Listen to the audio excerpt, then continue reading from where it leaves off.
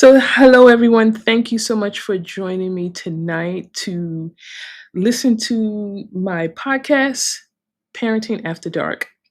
My name is Antoinette. I am the host, and I just want to welcome you. It's so good. I hope everyone had a wonderful week.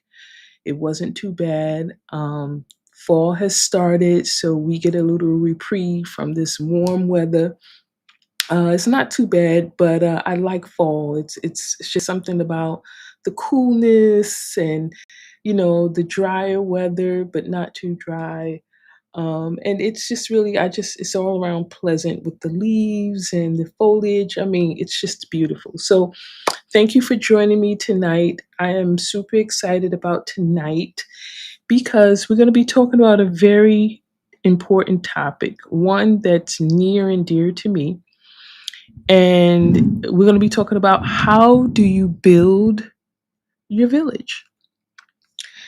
If you have been a parent any length of time, whether it's 1 week, 1 day, 1 month, you know that there are some days you just need that break, right? There are some days you just need to kind of take it easy.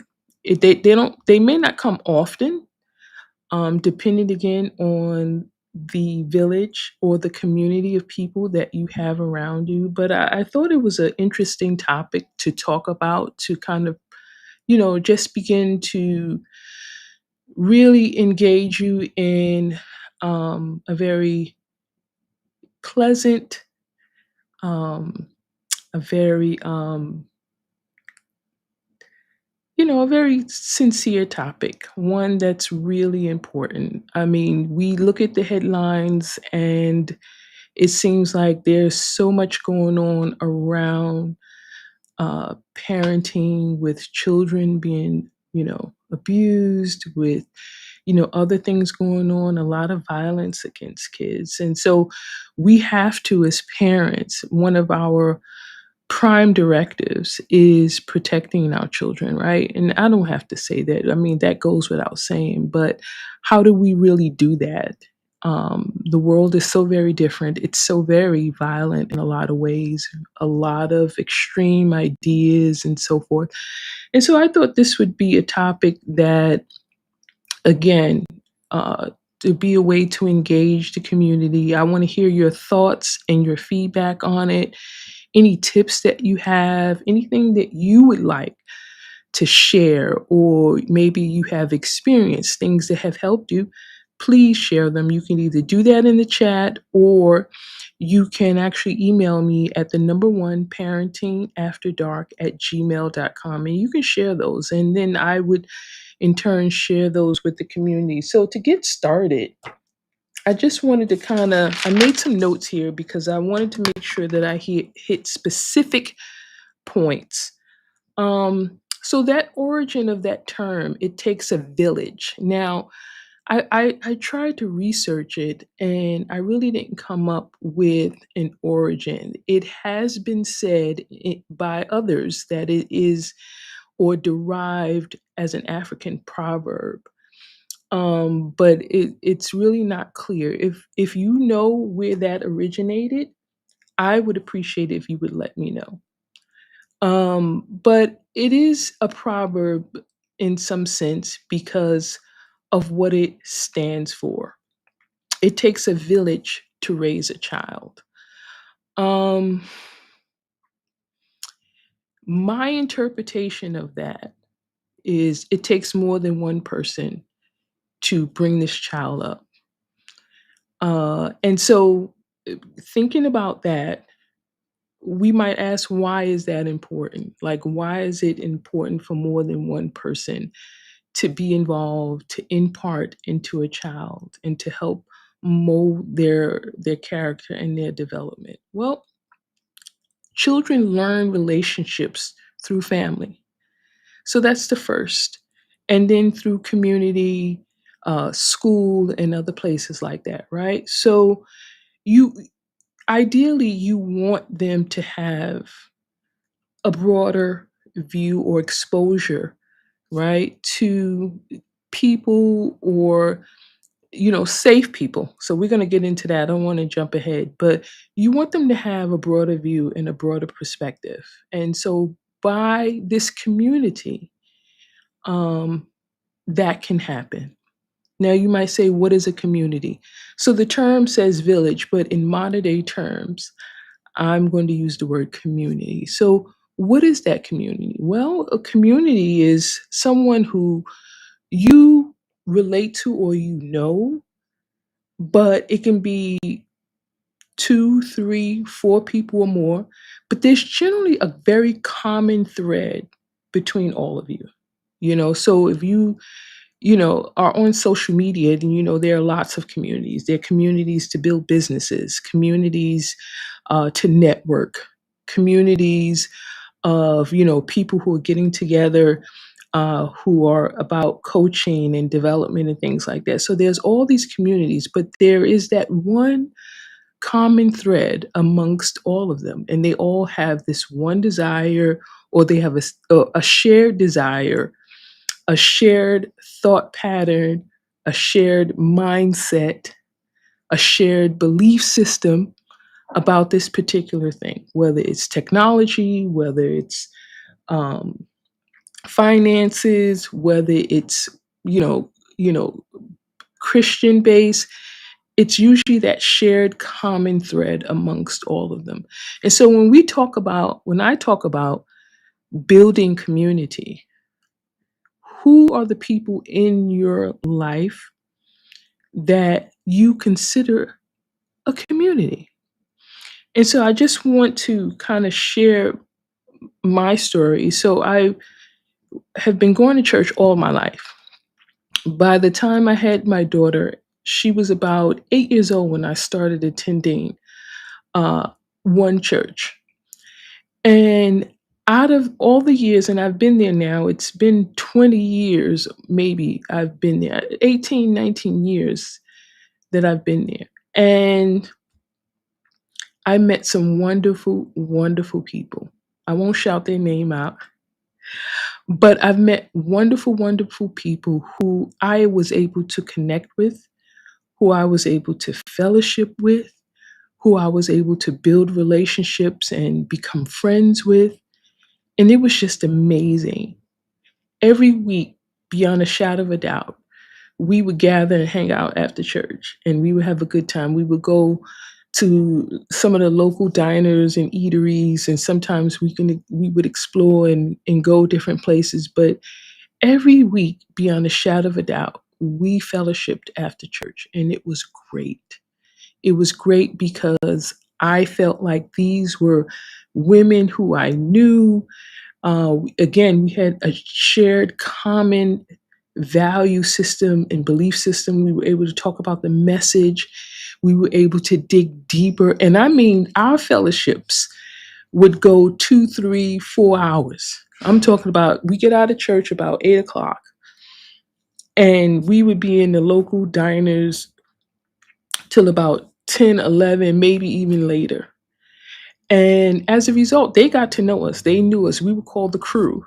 So they knew who we were. And every week, when they saw us, they know that we were coming there to have some good food, to have some fun and some laughter. And my daughter was always with me. So she was a part of that. She was a part of that crew. And I have to tell you, over the years, I thank God for, those ladies, because there were things that they were able to teach her, to share with her, to help her with, that maybe I couldn't do, or maybe I wasn't even aware of. And she was able to genuinely connect with them. And so she was able to receive what they had to say, whether it was a correction, whether it was encouragement or whatever. And I felt safe and she felt safe. Not one time did it ever come up, did someone speak to her incorrectly or meanly or anything like that. Like, I'm sorry, I don't know if meanly is a word. If they ever spoke mean to her, at her in any way, if they ever said anything that was cross, it was always a respect, it was always care, it was always kindness, and they were there. they were her aunties. They were her, spiritual aunties as well. And so she grew up around them, and she grew up around our conversations. And our conversations were always, sometimes they were deep. Sometimes they could be, a little personal, dependent, but it was never where she was put into a situation where she was exposed to too much or something was above her. And so I was blessed. I was blessed to have this community of fellowship and friendship of people who are like minded, like me, around my daughter.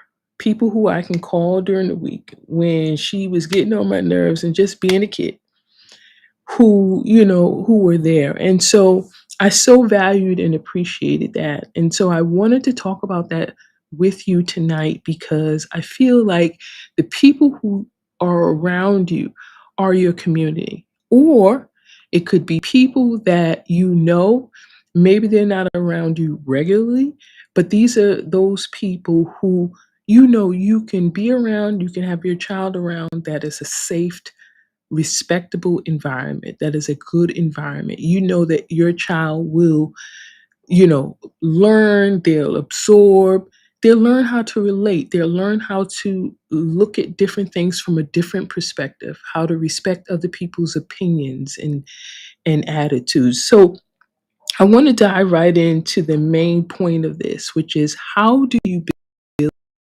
build? Well, the first thing is prayer. I have to say that. Now, I'm a person that believes you don't have to be saved and born again to pray. Prayer is just communication with God. And so pray and just say, well, Lord, how do I pick people? How do I know who are good people to be around my child, right? How do I know if this person that I think is a good person is actually a good person? And God will show you. He will show you either through signs, um, dreams. I know he talks a lot in dreams. Maybe he will send people that who, you know, you have not shared that you have prayed that type of prayer, and they may just begin to have a conversation with you about it. Say, you know what, so and so is a really good person. I've known them, or from being around them, I can really pick up that, that they're good people. And knowing what you've just prayed, right? You now say, okay, God, that must be you answering my prayer because I didn't talk to this individual. And yet they're bringing this particular thing up, and I'm going to check it out. And so, again, it could be something as simple as that.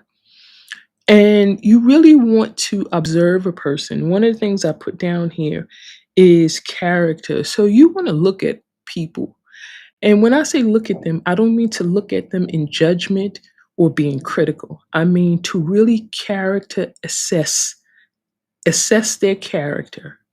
How do they live their everyday lives? One of the things that I learned with fellowshipping with the wonderful ladies after church for almost 20 years was they lived their life the same way. There were times when we got together outside of church. We called each other during the week, but there was a consistency with their character, right? There was a consistency with their attitude. There was a consistency with what they believed and what they thought, right? And so that was a lot for me. That meant a lot to me because of the fact that I knew enough to understand how important character was. Having worked in the field of public health, people trust you, but they trust you sometimes more. Some people just blindly trust, right? They just say, hey, this person looks good, then they must be good. And then some people, they got to test out. They got to say, you know what, I'm going to watch you and look at you and make sure that you are what you say you are, that you do what you say you do, that your life lines up with the way that you talk or what you believe. And so these ladies did that. There was a consistency in their attitude and their mindset. There was an authenticity. There was a genuineness. And it was a pleasure. it was a pleasure. I never was caught off guard. You know what I'm saying? Everybody has their good days and their bad days, but I was never caught off guard. And it was always about building one another, encouraging one another with this walk with Christ, sharing, prayers, testimonies, or whatever it is. So their character exemplified what they believe, it exemplified who they were. And so that was one marker. Another marker is someone who's emotionally stable. Now, in this world we live today, we see that there's a lot of instability across the planet in many different ways. So, emotionally seeing if someone is stable, again, it goes back to their attitudes and it goes back to what they say. What do they talk about? What do they speak about? How do they convey, their beliefs? Is it always negative? Is If it's always an issue with something, you want to look at little things like that because those could be little red flags to say, okay, maybe this person is just going through a hard time. But if you see again consistently over the years that it hasn't changed and that they're always complaining about something, they're always angry or moody and different things like that, then that may be a red flag. So you want to look for that stability, somebody who can not just cope well, who can manage life, right? Someone who can manage, the ups and downs in life. It's not about being perfect, but it is about knowing whether or not can this person deal. How do they respond under pressure or do they react under pressure? Because if by happen chance you have to call them to say, hey, I need a babysitter for 2 hours, right? You want to know how this person responds, how they react, if they react or if they respond in the way they do it. And that would give you a good indication about, just emotionally where they are.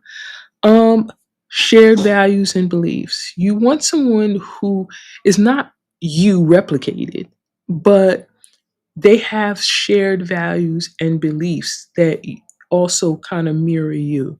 Because if they're going to be around your children, you want someone who is going to, you know, reinforce what you believe or, your beliefs as a family, as a whole.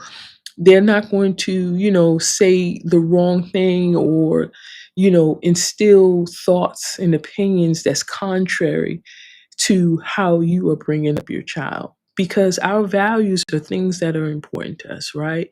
And our beliefs is like our inward Bible. That's what we live by, what we believe. So you want someone, if you're bringing up your child like me in faith, in Christ, you want someone who also will encourage them in that way. Now, the twist is going to be because they have their own personality, because they've had their own life experiences, they may be able to share stories about different things with your child or your children that would be person like personable, but it would still get that message across, like maybe they can share how they dealt with a bully growing up that your child can really relate to if that's an issue, or if you have a teenager, they can share some of their dating experiences and how, they were able to know if this person was a good person to be dating. Stories that, although I can share from my own life, having this community of people means that they're going to also be able to share insights and wisdom with your child or your children. They'll be able to share knowledge and understanding, and so your child will get more of a whole perspective or a different perspective that may really resonate with them. They may really click with this person and say, you know what, wow, Auntie so and so really understood it. Yeah, that's me. You know what I'm saying? As they reflect back on that conversation, they can say, you know what, that really meant something. Like I'd never thought about it like that. And so you want someone who has that shared value and belief, who believes that, you know, relationships are, should be healthy. They should be, you want to take your time, with, moving forward, and how that looks for you, and etc. Um, you want to. This goes back to the character part. I like I'm a nurturer, and so seeing other people, I look at how do they are they nurturers? Are they kind? Are they understanding? Are they giving people? Uh, that's very important for me because I think, I'm just that's who I am as a person, as a mother. I'm a real big on nurturing, and so I wanted to have people around my daughter who can nurture her, who can again reinforce, things that I have put into her or treated her in the similar way that I treated her, and so that was like a big thing for me, and these women were great. They were nurturers, they were givers. They walked in integrity, and she was able to see that, and she was able to see that, this was about respect. We respected each other. Sometimes we didn't always see eye to eye, but it was never an argument. Like, it was never one of those situations where we were like, just berating each other or anything like that. It was always mutually respected. And she saw me as I watched and listened and learned. And so that's how she knew how to not only relate, but how to have conversation, how to be sociable. Your community should be a community of people who can reinforce, not only what's important, but for your child to see that this is what healthy looks like. This is what good relationships look like. This is what good community looks like. And the last thing I want to talk about, which is a big one, and I say it's a big one because as a single mom, it was pretty high on my list, but you need a community of people who can support you, who can not only just encourage you, but they can support you through the ups and downs. When that other parent is not involved and you have to manage and bring up your children and everything falls on you, you definitely, undoubtedly need that support system. And so emotionally, these women were there for me. They encouraged me. Some were single moms, so it worked, and they understood, and they were able to pour into my life. They were able to encourage me in the ways and things of God and take me back to scripture and remind me that I'm not alone and that God loves me and that He's right there with me. And I needed that because sometimes it would just be a lot. And so to have that community of people who I can go to, who I knew that they would not judge me, they would not be critical, they would not, you know, talk behind my back and things like that, it meant a lot. I can actually vent my frustration and not have to worry about hearing about it from somewhere else. And so that's like a real foundation for building a support community, emotionally stable, people who share your values and beliefs, having a good character, making sure that they are who they say they are. And again, looking at their life and looking how they live their life is a very good indication. And then, of course, prayer that I started off with. Praying is just God help me. It doesn't have to be a long, drawn out prayer. It's just, Lord, I need help. I want to be able to maybe go back to school or maybe take a second job. And you need someone who is reliable and capable and safe to, watch your children, right? And so sometimes it's not an option. Sometimes you have to do these things. And so, Lord, where can I find those people? Show me the people that I can trust. Because let me tell you something, even people that you've known all your life, it does not mean that they are good people to leave your kids around. Even though you've known them all their life, maybe you've hung out with them, maybe your families, friends, all of that. There are a lot of people who have unfortunately suffered violence by someone that they know. And so it's not always, that's a factor. Well, I've known them X amount of years, I've known their family. Yeah, but you have to see a person through their heart and you have to say, Lord, show me. Because we don't know what people are thinking. We don't know, what people are dealing with, going through, and they may not be sharing that. And so, again, you want to be prayerful about it, and God will show you because He loves your children. Guess what? More than you do, right? And so, going to Him is your first step.